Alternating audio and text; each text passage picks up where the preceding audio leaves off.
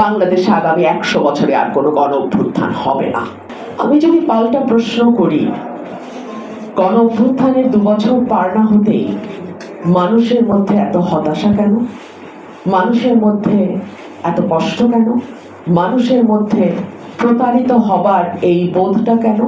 এই প্রশ্ন যদি আমি পাল্টা করি, আমি যদি পাল্টা প্রশ্ন করি, এই 1.5 মাসের যে আন্দোলন আমরা দেখেছি, সেখানে আমরা এভাবেই কোটি কোটি মানুষের ঘরে দেশ জুড়ে ফ্রিজ একটাই, ওয়ালটন। প্রথম সারিতে যে নারীদেরকে দেখেছিলাম, তারা ধীরে ধীরে হারিয়ে গেল কেন? আমি যদি পাল্টা প্রশ্ন করি যে আমার টি শার্ট পরা বোনের সাথে যখন একেবারে মুখ কভার করা হিজাবি বোন পাশাপাশি দাঁড়িয়ে স্লোগান দিয়েছে, সেই পরিবেশটা আমরা অভ্যুত্থানের পরে রাখতে পারলাম না কেন? আমি যদি পাল্টা প্রশ্ন করি যে অভ্যুত্থানে আমরা মুক্তিযুদ্ধের গান দিয়ে, মুক্তিযুদ্ধের স্লোগান দিয়ে অভ্যুত্থানটাকে সফল করেছিলাম, অভ্যুত্থানের পরপরই একটার পর একটা মুক্তিযুদ্ধের মোরাল ভাঙলো কারা? এই প্রশ্নকে আমরা করতে পারি না? আমি যদি প্রশ্ন করি, আমি যদি জানতাম উগ্রবাদের এই ভয়াবহ উত্থান হবে গণ অভ্যুত্থানে, কয়জন জানতো রাস্তায়? আমরা যদি প্রশ্ন করি 71 আর 24কে মুখোমুখি দাঁড় করানো হবে, কজন মানুষকে আপনারা পেতেন 24-এর সময় রাস্তায়? অর্থাৎ যেই মুখোশটা পরে আপনারা এত শক্ত শব্দ কি ব্যবহার করব? অর্থাৎ যেই রূপটা দেখিয়ে 24-এর গণ অভ্যুত্থানে আপনারা সাধারণ মানুষ, গণমানুষ, যারা কোনো রাজনীতির দলের সঙ্গে কোনোভাবে যুক্ত নয়, তাদেরকে সম্পৃক্ত করতে পেরেছিলেন, গণ অভ্যুত্থানের পরে সেই মানুষগুলোকে কি আপনারা তাদের স্বপ্ন, তাদের যে আকাঙ্ক্ষা নিয়ে তারা রাস্তায় নেমেছিল, রক্ত দিয়েছিল, স্লোগান তুলেছিল, তাদের সেই আকাঙ্ক্ষা আপনারা পূরণ করতে পেরেছেন? এই প্রশ্ন যদি আমি করি, আমি যদি পাল্টা প্রশ্ন করি, কেন 24 গুটি কয় মানুষের হাতে বন্দী হয়ে গেল? আমি যদি প্রশ্ন করি 24-এর আগে যারা যারা নিজেদের স্বীকারোক্তি দিয়ে বলেছে যে হলে একটু জায়গা পাওয়ার জন্য, কারণ আমি দরিদ্র পরিবারের সন্তান, তারা কি করে 24-এর পরপর প্রাণতে করে ঘুরে বেড়ালো? তারা কি করে বলার সুযোগ পেল যে না, আমি তো টিউশনি করেই মাসে প্রায় কোটিখানেক টাকা উপার্জন করি? আমরা কি প্রতারিত হই নাই? আমরা তো প্রতারিত হয়েছি। দেখুন, আমাদের প্রতারণার ইতিহাসও কিন্তু দীর্ঘ। 47-এর দেশভাগের পরে যে পাকিস্তান তৈরি হলো, সেই পাকিস্তানে চরম বৈষম্য। পূর্ব পাকিস্তানের সঙ্গে একরকম আচরণ, পশ্চিম পাকিস্তানের সঙ্গে আরেক রকম আচরণ। হলো মুক্তিযুদ্ধ, মুক্তিযুদ্ধের পরপর সে মুক্তিযুদ্ধ চলে গেল এক বিশেষ শ্রেণীর, এক বিশেষ গোষ্ঠীর মানুষের হাতে।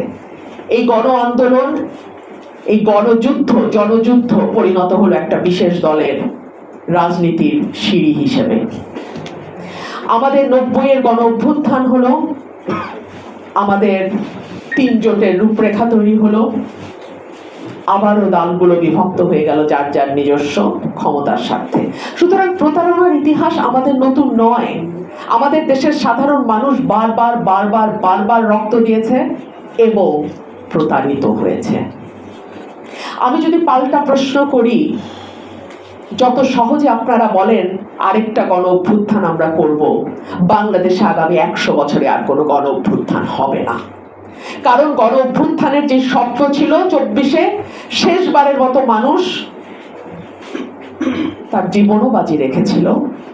তারপরে যখন দেখলো এটা গুটি কয় মানুষের নিজস্ব সম্পত্তি, এটা বাংলাদেশে উগ্রবাদের নতুন উত্থান এবং অদ্ভুতভাবে কিছু নাই থেকে শত কোটি টাকার মালিক হয়ে যাওয়ার একটা প্রকল্প, তখন স্বাভাবিকভাবেই গণমানুষ হাজারবার, লক্ষবার, কোটিবার আবার চিন্তা করবে এরকম গণ অভ্যুত্থানে যাওয়ার জন্য। আমার বোন আমাকে একটা ব্যক্তিগত প্রশ্ন করেছেন, কেন আমি সংবিধান সংস্কার পরিষদের স্বাক্ষর করি নাই? আমি কেন স্বাক্ষর করি নাই, এই জবাব আমি দিয়েছি, আমি আজকে আবারও দেই। আপনারা কেন এটিকে বিপ্লব বললেন না? বিপ্লব বললেই তো আর এই সংবিধানের কোনো অস্তিত্ব থাকতো না। আমি একজন আইনজীবী হিসাবে আপনাদের আজকে সতর্ক করি, কোনো না কোনো সময়, কোনো না কোনো দিন, কোনো না কোনো পরিবর্তিত পরিস্থিতিতে আজকের এই সময়গুলো 24-এর পরবর্তী সময় যদি হাইকোর্টে চ্যালেঞ্জ হয়, আমি জানি না আর্টিকেল 107 আপনাদের আসলে কতটুকু সুরক্ষা দিতে পারবে। আমি যখন এই সংবিধানের অধীনে শপথ প্রথমবার নিয়েছি, অর্থাৎ 300 জনের কথাই আমি বলছি, তারা যখন প্রথমবার এই সংবিধানের অধীনে এই সংবিধানকে সমুন্নত রাখার জন্য শপথ নেয়, তখন আবার এই সংবিধানকে ফেলবার জন্য দ্বিতীয় শপথটা নেওয়া যায় না। অন্তত আমার সীমিত আইনগত ধারণা তাই বলে। আপনি যদি এটাকে বিপ্লব বলতেন, আপনি যদি সংবিধানকে প্রথম দিনই ছুঁড়ে ফেলে দিয়ে বলতেন আমরা নতুন করে আবার সংবিধান লিখব, এই সংবিধানের আর কোনো অস্তিত্ব নাই, এটা একটি বিপ্লব তৈরি হয়েছে, তাহলে আমার সংবিধান নতুন করে গণপরিষদের যেটা, সেটা আমরা নিতে পারতাম। আমি আপনাদেরকে আরেকটা কথা বলি। ধরুন এই কোটা আন্দোলনে যারা যুক্ত হয়েছিলেন, তাদের প্রাথমিক চাওয়াটা কি ছিল? তাদের প্রাথমিক চাওয়াটা ছিল হাসিনা সরকারের অধীনেই, হাসিনার প্রশাসনের অধীনেই তারা যাতে প্রশাসনে জায়গা করে নিতে পারে, তারা যাতে বিসিএস পরীক্ষায় জায়গা করে এই প্রশাসনে তাদের সার্ভিস কন্টিনিউ করতে পারে। অর্থাৎ রাষ্ট্র পরিবর্তন, খোল নলচে বদলে নতুন রাষ্ট্র তৈরি করা কিংবা নতুন একটি সংবিধান, এগুলো কিন্তু তাদের লক্ষ্য ছিল না। সো আমাদের বিপ্লবের জন্য, যদি আমরা এটাকে বিপ্লবও বলি, বিপ্লবের জন্য যে দীর্ঘ প্রস্তুতি, মানুষকে তৈরি করা, মানুষের কাছে একটা স্বচ্ছ ধারণা দেয়া যে কি ধরনের রাষ্ট্র এবং সমাজ আমরা চাই, তার কোনোটাই কিন্তু দেয়া হয় নাই।